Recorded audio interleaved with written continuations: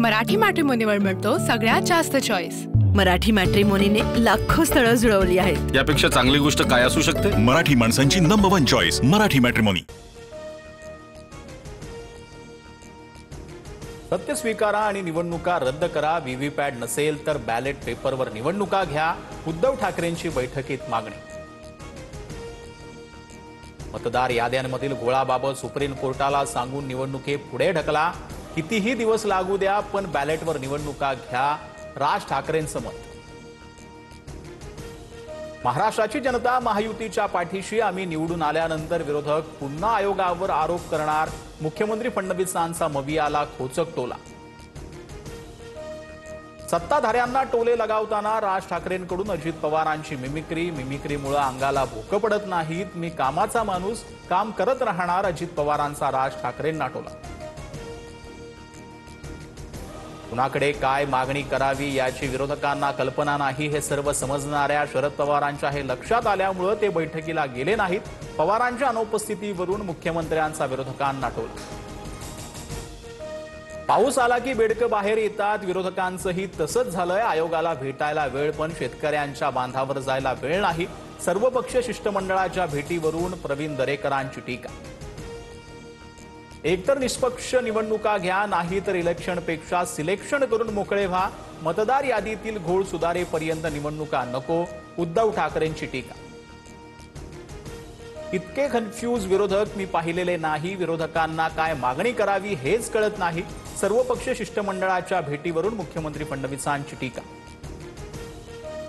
विरोधकांना निवडणुका जिंकण्याची खात्री नाही। निवडणुकीत पराभव झाल्यावर आयोगाला दोष देतात। उपमुख्यमंत्री एकनाथ शिंदेंची टीका।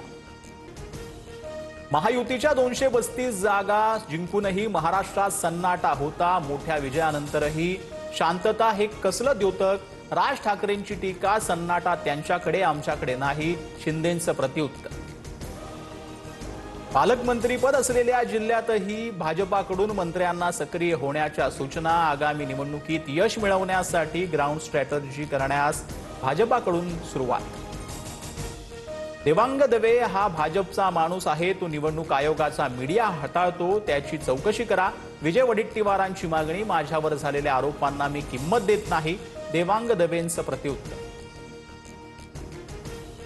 दिवाळीपूर्वी शेतकऱ्यांच्या खात्यात नुकसान भरपाईचे पैसे देणार। शेतकऱ्यांच्या पाठीशी सरकार ठामपणे उभं। मुख्यमंत्री फडणवीसांचं वक्तव्य।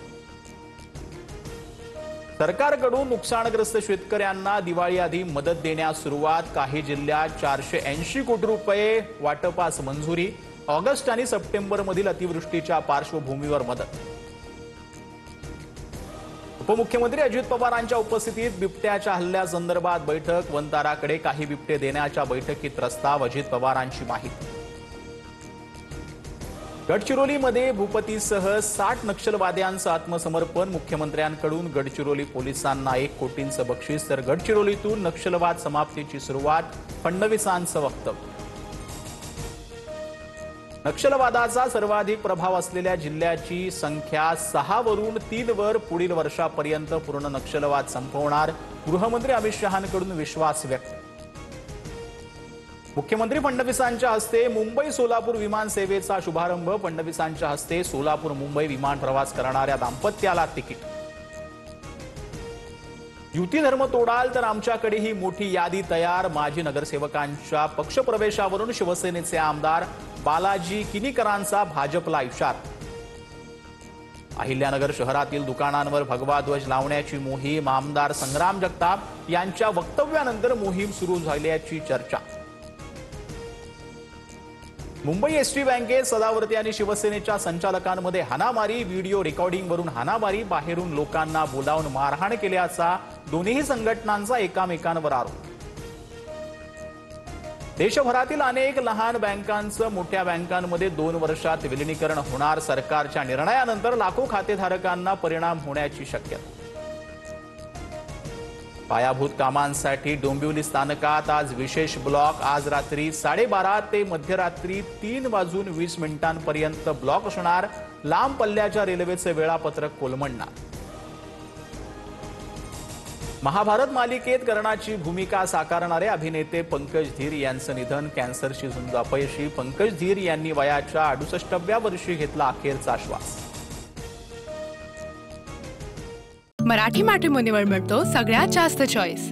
मराठी मॅट्रिमोनीने लाखो स्थळं जुळवली आहेत. यापेक्षा चांगली गोष्ट काय असू शकते? मराठी माणसांची नंबर 1 चॉईस मराठी मॅट्रिमोनी.